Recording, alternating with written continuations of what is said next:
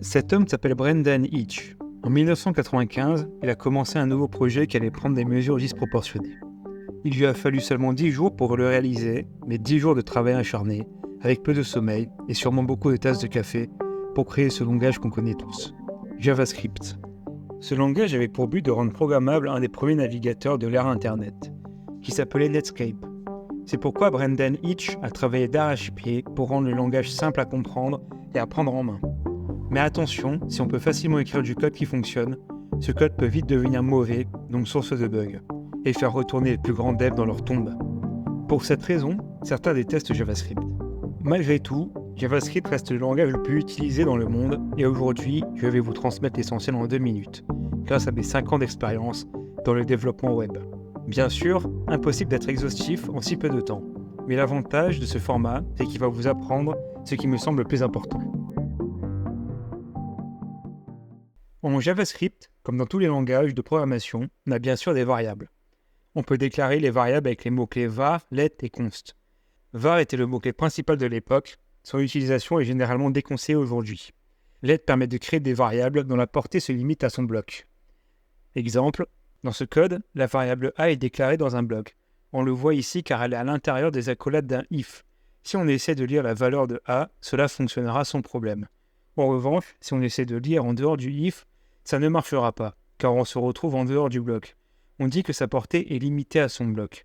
Const fonctionne comme let, sauf qu'il sera impossible de changer la valeur de la variable, sauf pour les types complexes. En parlant de types, JavaScript a 2 catégories de types. Il y a les types primitifs à gauche et les types complexes à droite. Il existe une différence principale entre les 2 catégories de types. Lorsqu'on compare 2 variables ayant 2 types primitifs, si leur valeur est la même, on aura toujours true comme résultat. Ça paraît évident, non ? Eh bien en JavaScript, c'est pas toujours le cas. Si on compare 2 variables de type complexe, on n'aura pas toujours true comme résultat. En effet, la comparaison est faite sur la référence et non sur la valeur. Autrement dit, si on crée 2 variables de type complexe, elles seront toutes les 2 stockées dans une case mémoire différente. Lorsqu'on les comparera, on vérifiera si elles sont dans la même case mémoire ou non. Dans cet exemple, les 2 variables ne sont pas associées à la même case mémoire, donc la comparaison donne false. Dans cet autre exemple, les 2 variables sont associées à la même case mémoire, car on a référencé la variable b dans la variable a. Donc la comparaison donnera true. Autre chose, le typage en JavaScript est dynamique. On peut très bien initialiser une chaîne de caractères dans une variable, puis changer cette variable et y mettre un nombre. Le langage y est aussi faiblement typé. Les variables peuvent être facilement converties d'un type à un autre en fonction du besoin durant le runtime. Et pour finir sur cette partie, en JavaScript on a des boucles, on a aussi des conditions et des opérateurs. Les opérateurs peuvent être arithmétiques, de comparaison, d'égalité ou logiques.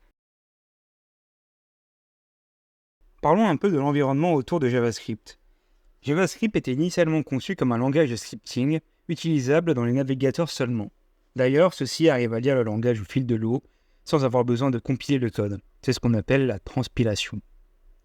En 2009 est sorti Node.js. C'était une révolution. Grâce à cet outil, on pouvait maintenant exécuter du code côté serveur.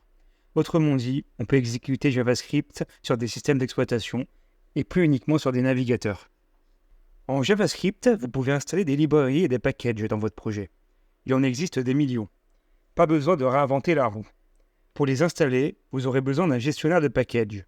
Il y en a plein aujourd'hui, comme NPM, PNPM, Yarn, etc., etc. L'écosystème JavaScript contient énormément de frameworks utiles pour le front et le back. Je pense notamment à Angular, React ou Vue, côté front, ou bien Express et Nest.js, côté back. Bref, la communauté gigantesque contribue énormément à la bonne santé du langage. Il y a beaucoup d'autres choses à dire sur JavaScript, mais voilà ce que je considère comme l'essentiel à connaître sur le langage. Merci d'avoir regardé cette vidéo. Sur cette chaîne, j'essaie de rendre le monde de la tech plus accessible. Si elle vous a été utile, je vous serai reconnaissant de mettre un j'aime, un commentaire et de vous abonner. Je compte publier plusieurs vidéos par mois. D'ici là, prenez soin de vous.